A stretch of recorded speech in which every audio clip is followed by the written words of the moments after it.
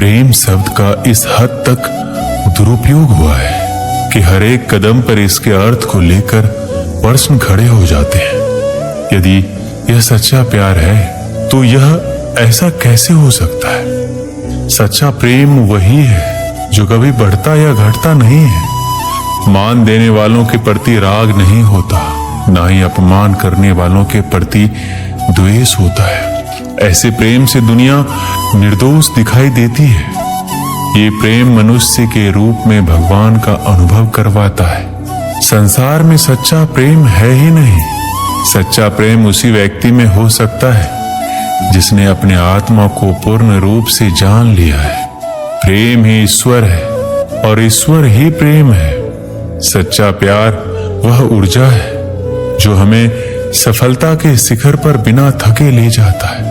सच्चा प्यार वह प्रेरणा है जो किसी के दिल में बस गई तो वह कुछ भी करने को तैयार हो जाता है। सच्चा प्यार वह जुनून है जो हमें हमारी सीमाओं से परे सफलता की दुनिया में ले जाता है। सच्चा प्यार ऐसे जीवन को जन्म देता है जो ना कभी बूढ़ा होता है और ना ही मरता है। सच्चा प्यार एक ऐसा पराभौतिक एहसास है जिसके आगे इंसान तो क्या ईश्वर भी नतमस्तक हो जाता है।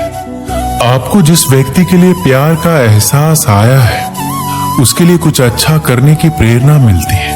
यदि वो साथ है तो दुनिया की कोई भी सफलता आप प्राप्त कर सकते हैं। केवल उसके बारे में सोचते हुए एक जगह बैठे नहीं रहते, बल्कि उसका ख्याल आते ही आप जीवन में कुछ अच्छा करने के लिए तैयार हो जाते हैं। सफलता के प्रति आपके सपने बड़े हो जाते हैं और उन सपनों को पूरा करने की प्रेरणा आपको उससे लगातार मिलती रहती है।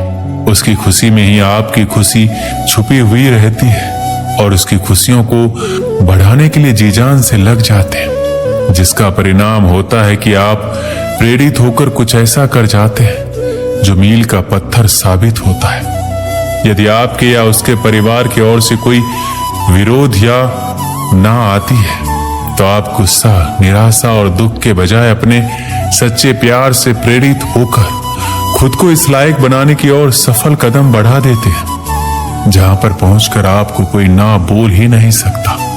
सच्चे प्यार से आपके अंदर की शक्तियां जाग जाती हैं और वह सभी कुछ करने में सक्षम हो जाते हैं जो एक सफल इंसान बनने के लिए जरूरी होता है।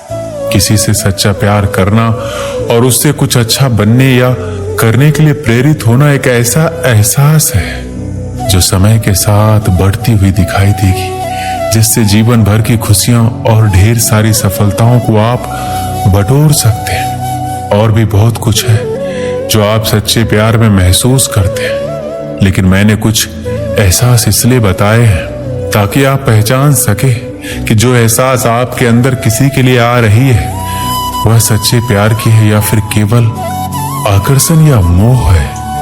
प्यार उस हवा की तरह है जिसको आप देख तो नहीं सकते लेकिन महसूस जरूर कर सकते हो। इस दुनिया के लिए तुम एक व्यक्ति हो सकते हो, लेकिन वहीं किसी एक व्यक्ति के लिए तुम उसकी पूरी दुनिया हो सकते हो। सच्चा प्यार उस भूत की तरह है जिसके बारे में बात तो सब करते हैं पर देखा सिर्फ कुछ लोगों ने ही है। श्री कृष्ण कहते हैं किसी इंसान से दूर होने के डर का कारण प्रेम नहीं मोह है, क्योंकि जहां प्रेम है वहां डर के लिए कोई स्थान नहीं होता।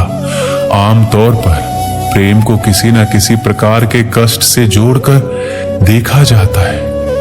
क्या ये वाकई में प्रेम है जो हमें कष्ट देता है, या फिर हम प्रेम से भटककर मोह में फंस जाते हैं और खुद को कष्ट देते हैं? आजकल जिसे लोग प्रेम कहते हैं वह किसी दूसरे के साथ खुद को बांधने का, खुद की पहचान बनाने का एक तरीका है, लेकिन ये प्रेम नहीं है, ये मोह है। हम हमेशा ही मोह को प्रेम समझ बैठते हैं, जबकि सच्चाई ये है कि मोह का प्रेम से कोई लेना देना नहीं है।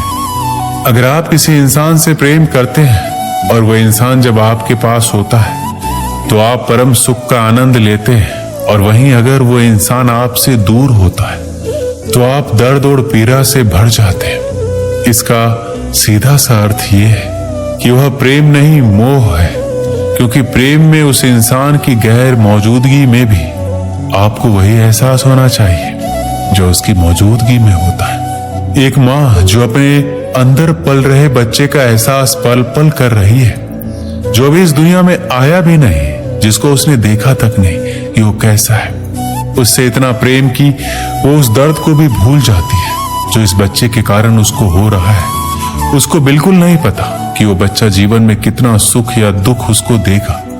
इसलिए माँ का जो प्रेम है उसको संसार में सबसे महान माना गया है। मोह और प्रेम में बहुत अंतर होता है। मोह का संबंध शरीर से होता है और प्रेम का संबंध आत्मा और परमात्मा से होता है। मोह हमको फंसा देता है, जबकि प्रेम हमें सभी बंधनों से मुक्त कर देता है। हर इंसान को प्रेम और मोह का ज्ञान होना आवश्यक है, क्योंकि जहां प्रेम होता है वहां मोह नहीं टिक सकता, और जहां मोह होता है वहां कभी प्रेम का वास नहीं हो सकता। इसलिए कहा जाता है कि प्रेम मुक्ति देता है और मोह बंधन। यदि सच्चा प्रेम पाना है तो कुछ पाने की इच्छाओं का मोह त्याग दो, तभी सच्चे प्रेम का एहसास हो सकता है।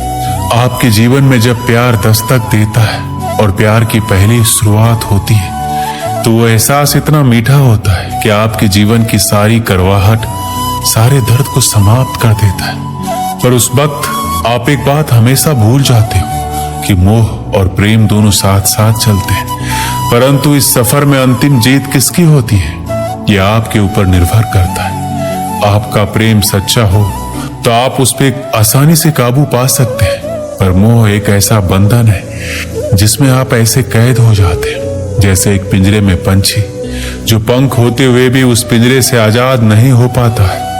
अच्छा बुरा सही गलत जो भी हो, वो इस पिंजरे में खुश रहना सीख जाता है, जैसे आप मोह में सीख जाते हैं। इस मोह के पिंजरे से बाहर निकलकर वास्तविक प्रेम का एहसास कीजिए, जिसको आप सब कुछ अपना समझ रहे हो। क्या वो प्रेम है या सिर्फ आप मोह के बंधन में बंधे हैं? हम जो अपनी तन की आंखों से देखते हैं वो कभी प्रेम नहीं हो सकता, क्योंकि वो हमारी आंखों द्वारा बनाया गया प्रतिबिंब है, जिसको हमारे शरीर से जुड़े इन दो आंखों ने हमारे सामने प्रस्तुत किया है। प्रेम उस हवा की भांति है जो हमें दिखाई नहीं देती परंतु महसूस होती है। आप तन की आंखों से कभी प्रेम को नहीं पहचान पाओगे, क्योंकि हम तो मनुष्य हैं। तन की आंखों से तो राधा भी कृष्ण को नहीं पहचान पाई थी।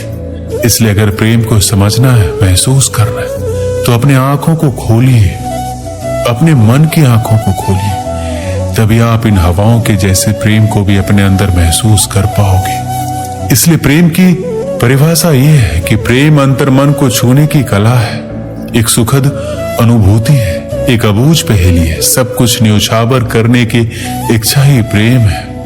हर मनुष्य को बस यही लगता है कि सच्चा प्रेम सिर्फ एक स्त्री और पुरुष के बीच हो सकता है, परंतु ये सत्य नहीं है। प्रेम तो परिवार से भी हो सकता है, माता पिता से हो सकता है, दोस्तों से हो सकता है, अपने वतन की मिट्टी से हो सकता है, लक्ष्य से हो सकता है, मानवता से हो सकता है। प्रेम वो शब्द है जिसकी व्याख्या असंभव है, पर इसमें जीवन छुपा है, जीने की चाह छिपी है। कभी डर तो कभी निडरता छुपी है, कभी बहुत प्रेम तो कभी घृणा छिपी है। प्रेम वो सत्य है जो कहीं ना कहीं ईश्वर से हमारा परिचय करवाता है। इसलिए प्रेम बिना जीना बेकार है। एक बार की बात है, नारद जी भगवान कृष्ण से बहुत प्रेम करते थे। जब नारद जी ने तीनों लोकों में राधा की स्तुति सुना तो वो बहुत चिंतित हो गए, बहुत सोचने लगे कि राधा में ऐसा क्या है कि उसकी स्तुति पूरे जगत में हो रही है। इसका जवाब पाने के लिए नारद जी ने कृष्ण जी के पास जाने का निर्णय लिया। इस सवाल का उत्तर पाने के लिए वो भगवान श्री कृष्ण के पास पहुंचे, परंतु वहां पहुंचने के बाद उन्होंने देखा कि कृष्ण जी के सर में बहुत ही पीड़ा हो रही थी। जब नारद जी उस पीड़ा के लिए उपचार पूछा तो कृष्ण जी ने उत्तर दिया, यदि मेरा कोई भक्त अपने चरणों को धोया हुआ पानी मुझे पिला दे तो मेरी पीड़ा कम हो जाएगी। नारद जी चिंता में पड़ गए। उन्होंने सोचा अगर कोई भक्त अपने भगवान को अपने चरणों का धोया हुआ पानी पिलाएगा तो वो नरक में जाएगा। उसके बाद नारद जी भगवान श्री कृष्ण जी की पत्नी रुक्मणी जी के पास पहुंचे। नारद जी ने रुक्मणी को सारी बातें बताई। रुक्मणी जी ने अपने चरणों का धोया हुआ पानी देने से मना कर दिया, ये कहते हुए कि देव ऋषि ये तो पूर्ण पाप है। उसके बाद नारद जी सीधे राधा के पास पहुंचे। राधा को भी नारद जी ने सारा हाल कह सुनाया। राधा ने सुनते ही एक पात्र में पानी लिया और उसमें अपने पैर डुबा दिए। अपने पैरों को धोते हुए पानी को एक छोटे पात्र में भरकर राधा नारद जी से देते हुए बोली, इसे तुरंत कृष्ण के पास ले जाइए। वह बोली, मैं जानती हूं ये घोर पाप है, परंतु अपने प्रिय के जीवन के सुख और स्वस्थ जीवन के लिए मैं इससे भी अधिक दुख भोगने के लिए तैयार हूं। ये सुनकर नारद जी समझ गए। उन्हें ज्ञात हो गया कि राधा कृष्ण की प्रेम की स्तुति पूरे ब्रह्मांड में क्यों गाई जा रहे हैं, जिससे साफ पता चलता है कि राधा का कृष्ण के प्रति अपार प्रेम है। दोस्तों, इस वीडियो में बस इतना ही। मिलते हैं अगले वीडियो में। अपना ख्याल रखिएगा। जय श्री कृष्ण।